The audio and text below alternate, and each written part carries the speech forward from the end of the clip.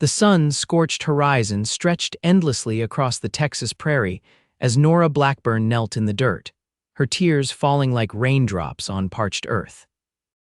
The drought of 1876 had claimed not only the land but also her father's life, leaving her alone with a failing ranch and prayers that seemed to disappear into the cloudless sky. "Please," she whispered, her voice breaking in the silence of the evening. "Please help me find a way." Her words dissolved into quiet sobs as she knelt beside the newly dug grave, the wooden cross casting a long shadow as the sun descended. The sound of approaching hoofbeats barely registered until they slowed and stopped. Dust settled around the figure dismounting a weathered palomino. Nora didn't bother to look up, even as boot steps approached, until a shadow fell across her folded hands. "Madam," the deep voice spoke with a gentleness that seemed at odds with his towering frame. "Folks in town said I might find the Blackburn place out this way." Nora finally looked up, squinting against the setting sun that silhouetted the stranger. He was tall, with broad shoulders and a weather-beaten Stetson pulled low over his eyes. His duster bore the dust of many miles, and a star-shaped badge glinted on his chest. "You've found it," she replied, her voice hoarse. "What's left of it, anyway?"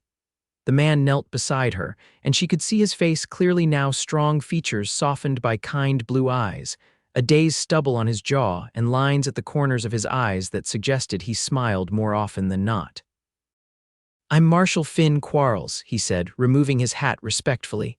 "I'm sorry for your loss, Miss Blackburn." "Nora," she corrected automatically, wiping her tears with the back of her hand. "How did you know? Small towns have long memories and longer tongues," he said with a gentle smile. "I heard about your father's passing. I also heard you might need some help." Her voice cracked as she tried to pray again, the words caught in her throat like tumbleweeds. The marshal took her hands and said, "I'll answer beside you." Nora looked up in confusion. "Pardon." "Your prayers," Finn explained, his calloused hands warm around her trembling fingers. "I may not be the Lord Almighty, but I've got two good hands and a willingness to work. I'll stand beside you while you figure this out." "Why would you help a stranger?" Nora asked, suspicion tempering her desperate hope. Finn's smile turned rueful. "I knew your father, Miss Blackburn, not well but enough to respect him. Besides, I've been trailing a gang that's been rustling cattle across 3 counties. Their trail led me here, and I suspect they might have your stock in their sights next." The revelation sent a chill through Nora despite the evening heat. "We barely have any cattle left after the drought. Even more reason they'd target you less hands to defend what's left." Finn stood, offering his hand to help her up. "Let me help you secure what remains." As the first stars appeared in the deepening blue sky, Nora hesitated before taking his hand. It was a gesture that would change everything, though neither could have known just how much. Dawn broke over the Blackburn ranch with streaks of gold and pink painting the sky. Nora had slept fitfully, dreams filled with her father's voice and the stranger's words. She dressed quickly in her work, clothes a simple cotton dress covered by a sturdy apron, and twisted her long auburn hair into a practical bun. Marshal Quarles had insisted on camping near the barn rather than imposing on her hospitality. When she stepped onto the porch, she found him already at work, repairing the broken corral fence. "You didn't have to start so early," she called, making her way across the yard. Finn looked up, hammer in hand, and tipped his hat. "Early bird catches the worm, Miss Blackburn. Or in this case, fixes the fence before the cattle figure out they can wander off." "It's just Nora," she reminded him, feeling strangely self-conscious under his steady gaze. "And speaking of cattle, I need to check on them. We only have 20 head left." 23, Finn corrected with a slight smile. "I counted this morning, including a new calf born sometime in the night." Surprise and gratitude flooded through her. "A calf, that's wonderful news." "Life goes on," he said simply, driving another nail into the weathered wood. "Even when it seems impossible." Over the next few days, a rhythm developed between them. Finn worked tirelessly, repairing fences, reinforcing the barn, and keeping watch for the rustlers he'd warned her about. Nora cooked, tended the small vegetable garden, and managed the household tasks.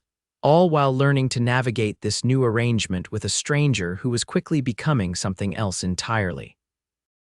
On the fourth evening, as they sat on the porch after supper, Nora finally gathered the courage to ask what had been troubling her. "Why are you really helping me, Marshal Quarles? The truth, if you please." Finn set down his coffee cup and considered her question. In the fading light, his features seemed softer, more open than they had been. "Your father saved my life once," he said finally. "About 5 years back, I was trailing some outlaws who'd robbed a bank in El Paso, got ambushed near your south pasture. Your father found me with a bullet in my shoulder, patched me up, and kept me hidden until I was strong enough to ride." Nora's eyes widened. "He never mentioned it. He was a private man, said he didn't need thanks for doing what any decent person would do." Finn's gaze drifted to the horizon. "When I heard he'd passed and that you were out here alone, well, a debt's a debt. So this is about repaying him," Nora said, a strange disappointment settling in her chest. Finn turned to her, his expression earnest. "It started that way," he admitted, "but it's not just that anymore." Before he could elaborate, the sound of approaching riders broke the twilight quiet. Finn was on his feet instantly, hand moving to the revolver at his hip. "Get inside," he ordered, his voice no longer gentle but sharp with command. "Lock the door and stay away from the windows."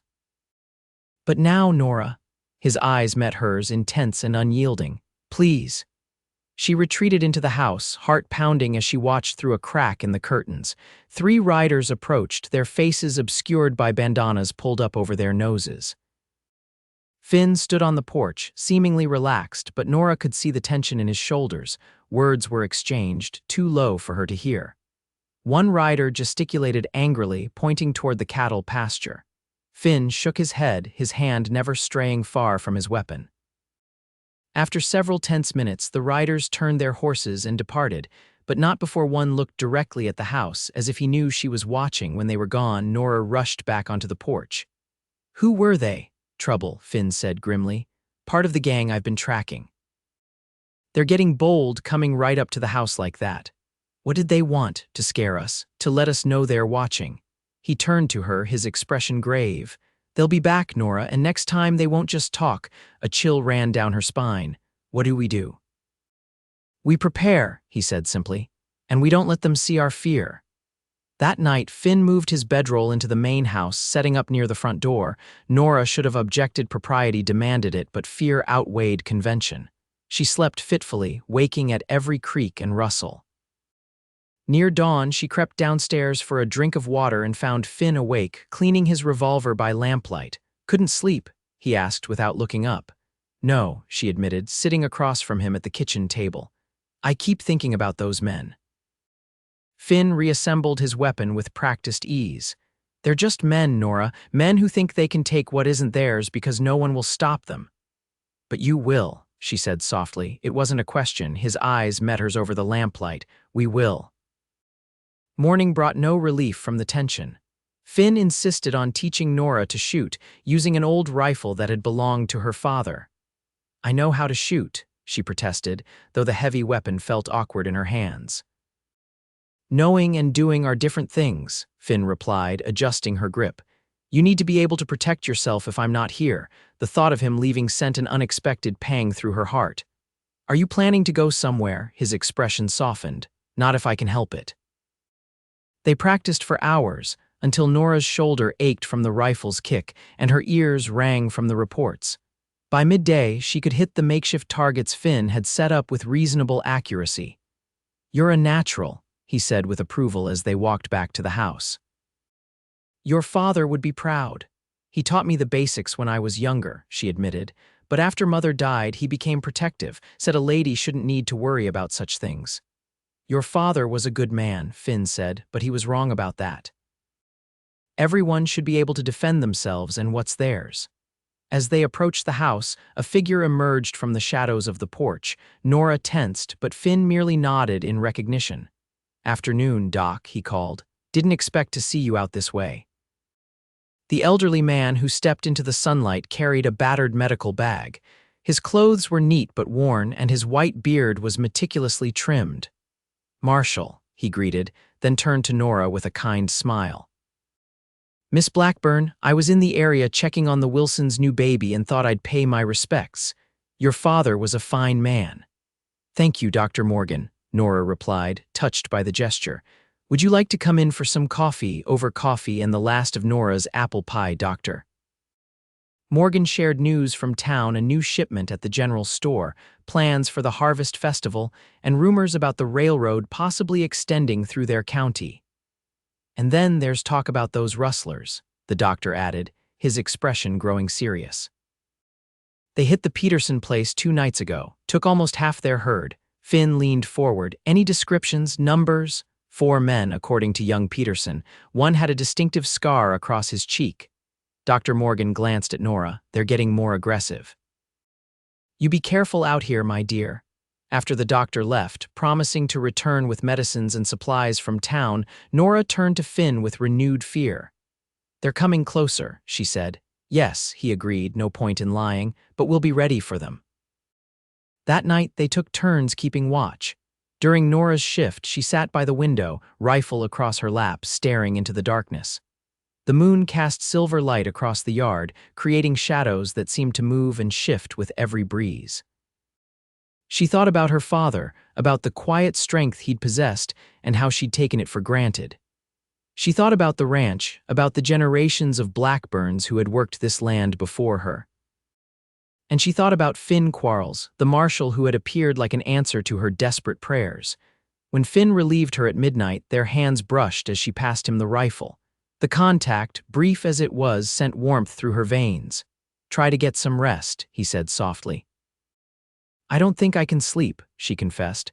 Then just rest your eyes, he suggested. Tomorrow will come whether we're ready or not. She paused at the foot of the stairs. Finn, he turned, his face half in shadow. Yes, thank you for everything. His smile was gentle in the darkness. Sleep well, Nora.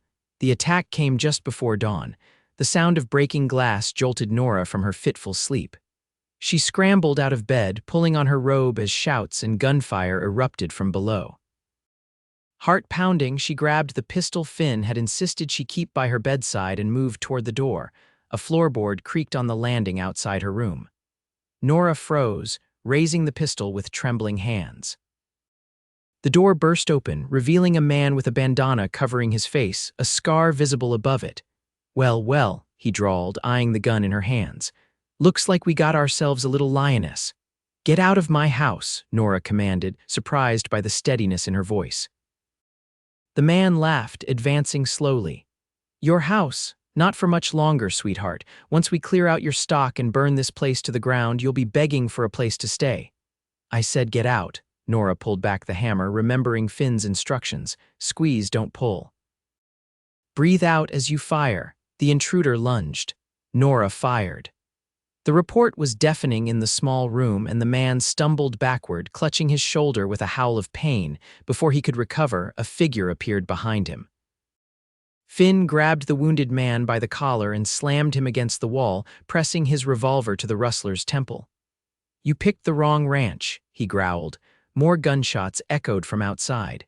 Finn glanced at Nora, who stood rooted to the spot, the smoking pistol still in her hand. You hurt? He asked urgently. She shook her head, unable to speak. Good girl, he said with fierce pride. Tie this one up. I need to help the others. Others? Sheriff Drummond and a couple of deputies arrived just in time, Finn explained, handing her a length of rope from his pocket. They've got the rest of the gang pinned down in the barn. Before he could leave, Nora grabbed his arm. Be careful. His eyes softened for a moment. Always am. Then he was gone, taking the stairs 2 at a time. Nora's hands shook as she bound the rustler's wrists, using knots her father had taught her for securing livestock. The man cursed and threatened, but she ignored him, focusing on the task and the sounds of the battle outside. When she finished, she dragged a chair over and sat facing him, the pistol trained steadily on his chest. Who sent you? She demanded. The man spat on the floor. Go to hell. You first, she replied coldly. You broke into my home, threatened me, and intended to destroy everything my family built. So I'll ask again who sent you. Something in her tone must have convinced him she meant business. Caldwell, he muttered finally. James Caldwell. The name hit Nora like a physical blow. James Caldwell owned the largest ranch in the county, had tried to buy the Blackburn property multiple times, and had been her father's most bitter rival. Caldwell sent rustlers to steal cattle, she asked incredulously. Not just cattle, the man sneered. Land, he wants this whole valley. Says it's got the best water rights in 3 counties.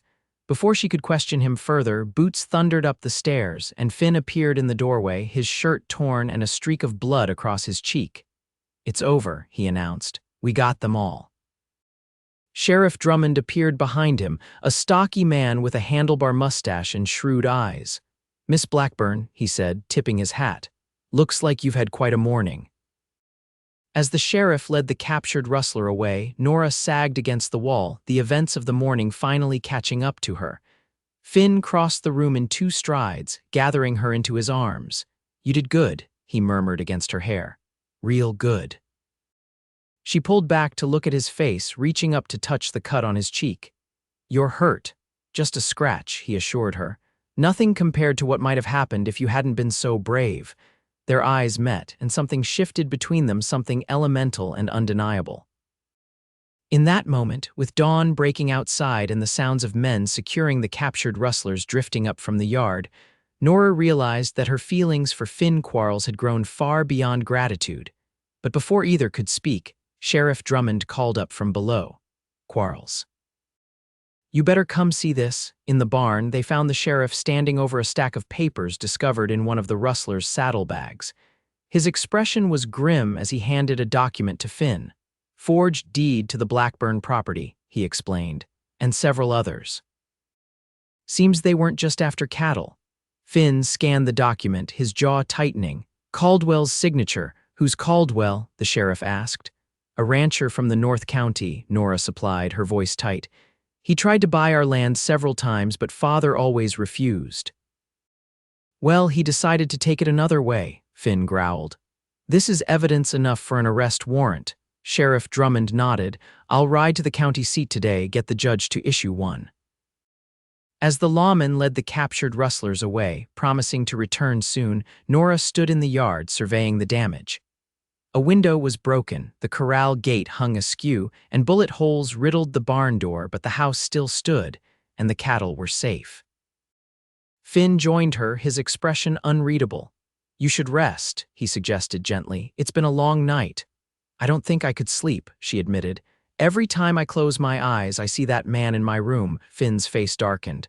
He won't bother you again, none of them will. Because of you, she said softly.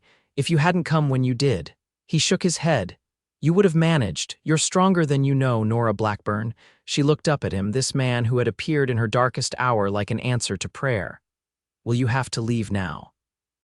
To arrest Caldwell, soon, he admitted. But not today. Today we clean up and make sure you're safe. They worked side by side throughout the day, repairing what damage they could. As they reset the corral gate, their hands brushed again, and this time Finn didn't pull away. Instead, he laced his fingers through hers, his expression serious. When this is over, he said quietly, when Caldwell is behind bars and the rustlers are dealt with, I'd like to come back, if that's something you'd want. Nora's heart hammered in her chest. Why would you want to come back to this broken-down ranch? His smile was gentle, his eyes warm as summer skies. Not for the ranch, Nora, for the woman who runs it. Before she could respond, the sound of approaching riders drew their attention. Sheriff Drummond had returned, accompanied by several deputies and a distinguished-looking man in a tailored suit.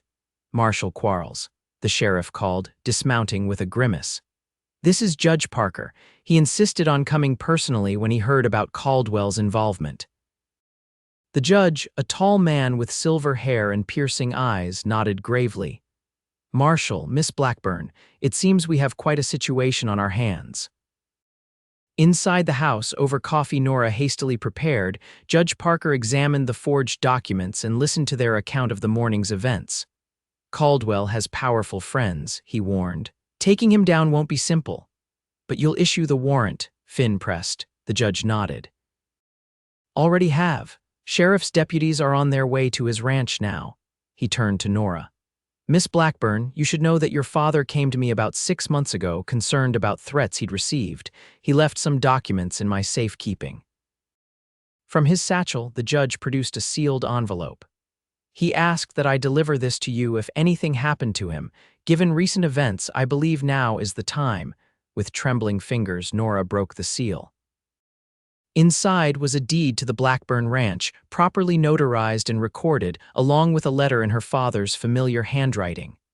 "My dearest Nora," she read aloud, her voice catching, "if you're reading this, then my fears have been realized. Caldwell has been pressuring me to sell, using increasingly threatening methods. I've refused, knowing that this land is your birthright and your future. The enclosed deed ensures that the ranch is legally yours, registered with the county and beyond dispute. I've also included evidence of Caldwell's illegal activities, rustling, intimidation, and worse, which I've gathered over the past year. Use it wisely. And remember that while land and cattle can be replaced, you, my daughter, cannot. Your safety matters above all else.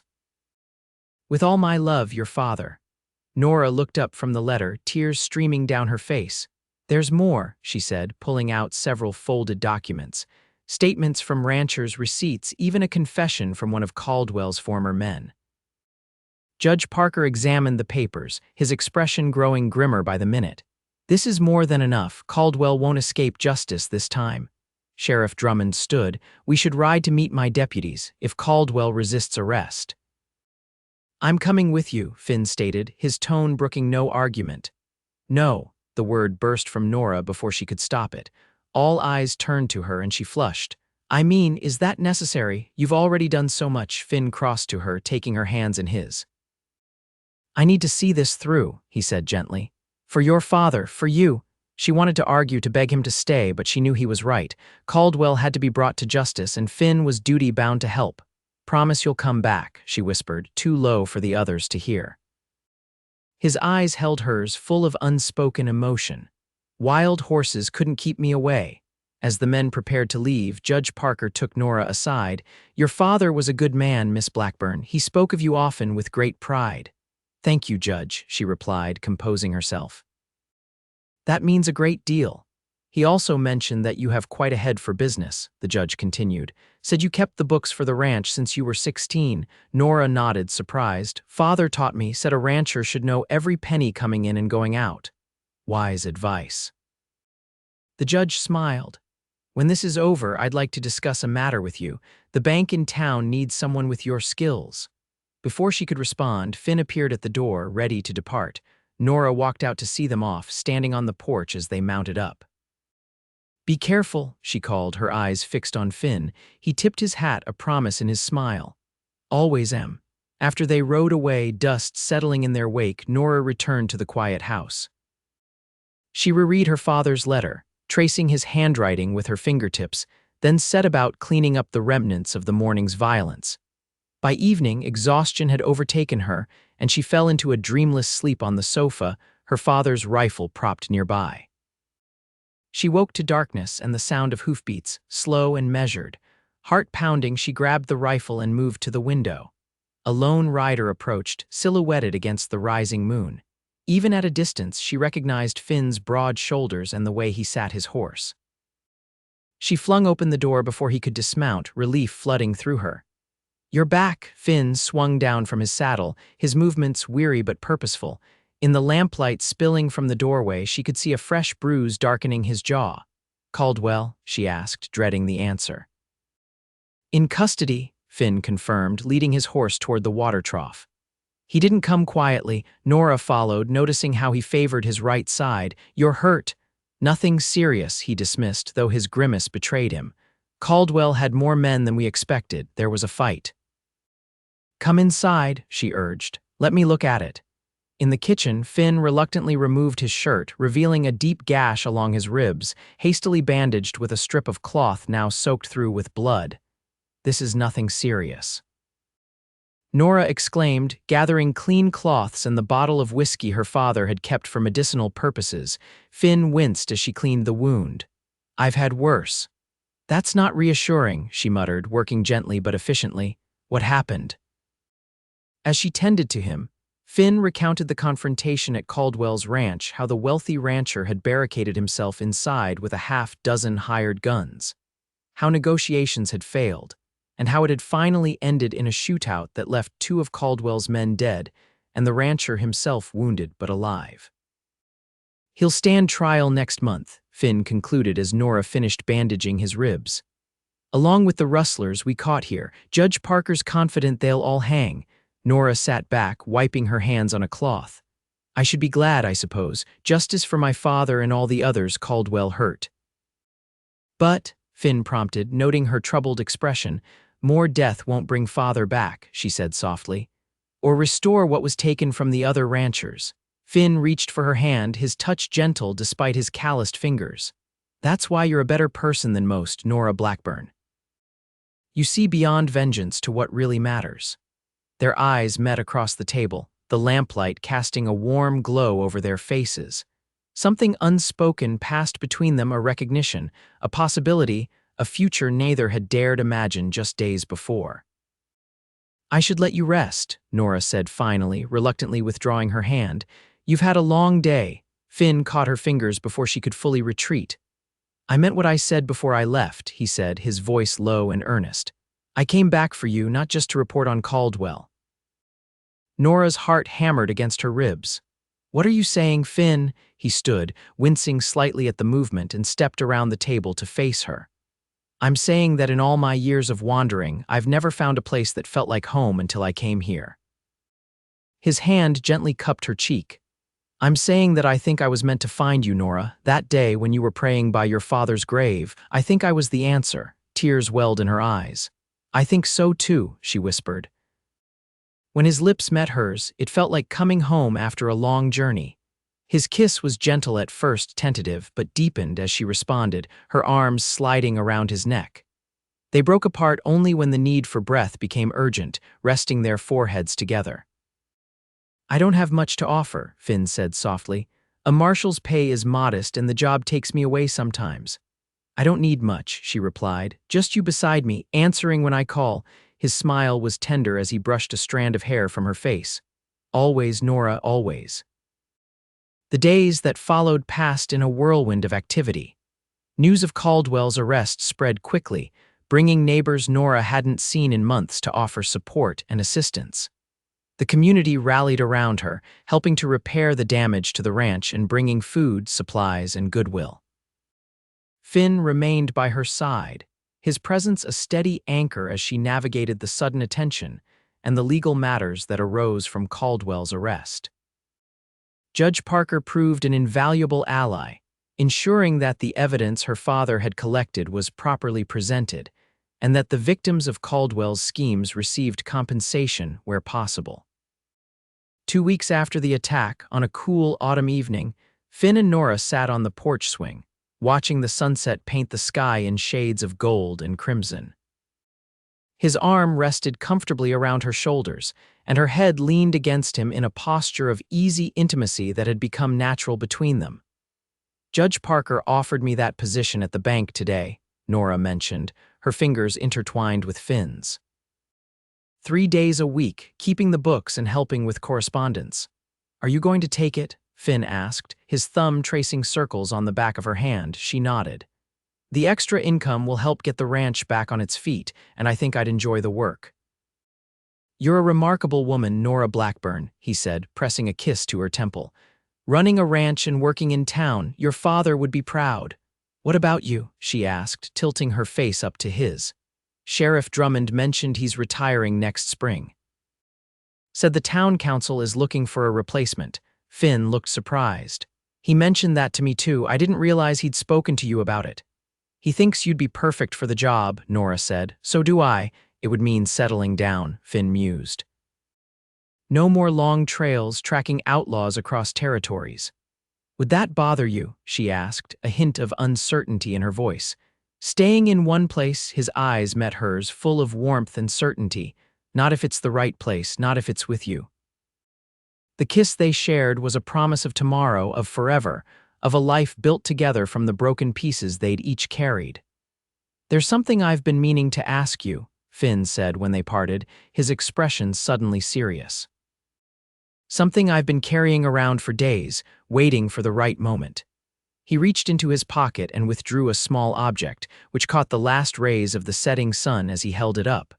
A simple gold band with a small, perfect diamond. "It was my mother's," he explained, his voice husky with emotion. "The only thing of hers I have left. She'd want you to have it." Nora's breath caught in her throat as Finn slid from the swing to one knee before her. "Nora Blackburn, you've shown me what home really means. You've taught me that strength isn't about how hard you fight, but how deeply you love." His voice was steady, though his eyes shimmered with unshed tears. "Would you do me the honor of becoming my wife?" Her voice cracked as she tried to respond, overwhelmed by joy and love, and the knowledge that her prayers had indeed been answered, though not in any way she could have imagined. Finn took her trembling hands in his and smiled that gentle smile that had first captured her heart. "I'll answer beside you," he promised softly, "today and always." "Yes," she finally managed, tears streaming freely down her cheeks. "Yes, Finn Quarles, I will marry you." The ring slipped onto her finger as if it had been made for her. When he rose to kiss her, it felt like sealing a covenant, one that would endure whatever trials lay ahead. They were married 3 weeks later in the small church in town, with Judge Parker officiating and what seemed like the entire county in attendance. Nora wore her mother's wedding dress, carefully altered by the seamstress in town, and carried wildflowers gathered from the prairie that morning. Finn, in a new suit that made him look somehow both distinguished and uncomfortable, couldn't take his eyes off her as she walked down the aisle on Dr. Morgan's arm. Their vows were simple but heartfelt, promises to stand beside each other through whatever life brought their way. When the judge pronounced them husband and wife, the cheer that went up from the assembled guests rattled the church windows. The celebration afterward lasted well into the night, with music and dancing and enough food to feed an army. As lanterns glowed and fiddle music filled the air, Finn pulled his bride close for a dance. "Happy Mrs. Quarles," he murmured against her ear. The name sent a thrill through her. "More than I ever thought possible," she replied, leaning into his embrace. "And you, Marshal Quarles, any regrets about settling down?" His laugh rumbled deep in his chest. "Only that I didn't find you sooner." As they swayed together under the stars, surrounded by friends and well-wishers, Nora reflected on how quickly life could change, how darkness could give way to light, how despair could transform into hope, how a broken heart could heal and expand to hold more love than seemed possible. In the year that followed, their life together took shape with the changing seasons. Finn accepted the sheriff's position when Drummond retired, bringing law and order to the county with a fair hand and a reputation for honesty that quickly earned him the respect of the community. Nora divided her time between the ranch, which began to prosper again under their joint care, and her work at the bank, where her meticulous bookkeeping and quiet intelligence made her indispensable. They faced challenges, of course. The drought lingered into the following summer, testing their resolve and resources. Remnants of Caldwell's gang caused trouble, requiring Finn to be away from home more often than either would have liked. And there were the everyday struggles of merging two independent lives into one shared existence, learning each other's habits, accommodating preferences, finding the balance between togetherness and individual space.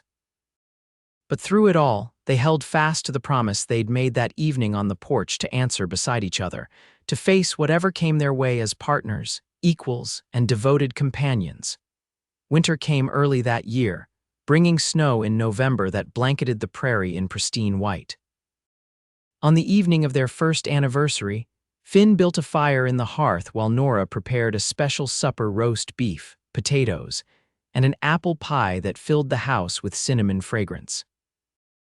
As they sat before the fire afterward, Nora nestled against Finn's chest, his arms wrapped securely around her. "I have something to tell you," she said softly, placing his hand over her abdomen. "Something wonderful." It took a moment for understanding to dawn in his eyes.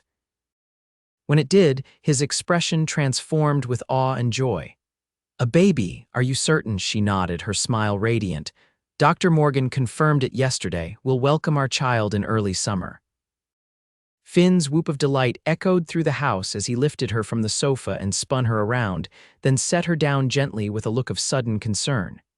"Should I not have done that? I don't want to hurt either of you, Nora laughed, touching his cheek tenderly. We're fine, my love. Perfectly fine. As they stood there, wrapped in each other's arms with the firelight dancing over them and the promise of new life growing between them, Nora thought again of that desperate prayer she'd offered beside her father's grave. She hadn't known then what answer she sought, only that she needed help, guidance, strength to face an uncertain future. The answer had come in the form of a dusty marshal with kind eyes and gentle hands, a man who understood duty and honor but also the deeper needs of the heart. A man who had taught her that sometimes, prayers are answered not with divine intervention but with human connection with someone willing to say, I'll answer beside you. Outside, snow began to fall again, soft flakes drifting past the window in the gathering darkness. Inside, warmed by fire and love and the certainty of belonging, Finn Quarles held his wife close and whispered promises against her hair promises to their unborn child, to each other, to the life they were building together in this wild, beautiful land. And Nora, listening to the steady beat of his heart beneath her cheek, offered up a different kind of prayer, one of gratitude for answered prayers, for second chances, for love that arrives unexpected and changes everything. Their daughter was born the following June, a healthy, robust child with her father's blue eyes and her mother's determined spirit. They named her Faith, for the belief that had sustained them through dark times and the hope that guided their future. As summer ripened into autumn, and autumn yielded to winter once more, the Quarles family settled into the rhythm of their shared life. The ranch prospered, the town grew, and their home became a haven not only for themselves but for others seeking shelter, counsel, or simply a place to belong. Years passed, bringing changes both expected and surprising. Faith was joined by a brother, Daniel, whose arrival during a blizzard tested Finn's composure more than any gunfight ever had. The railroad finally came through, bringing new opportunities and challenges. Judge Parker retired, recommending Finn for a circuit judge position that would require occasional travel but offered greater influence for good in the territory. Through it all, they remained steadfast in their commitment to each other and to the vows they'd made that autumn day. When difficulties arose, and they did, as they do in any life, they faced them together, drawing strength from their shared faith and the deep love that had only grown stronger with time. On a golden evening 20 years after they first met, Finn and Nora sat on the same porch swing where he had proposed, watching their children tend to evening chores.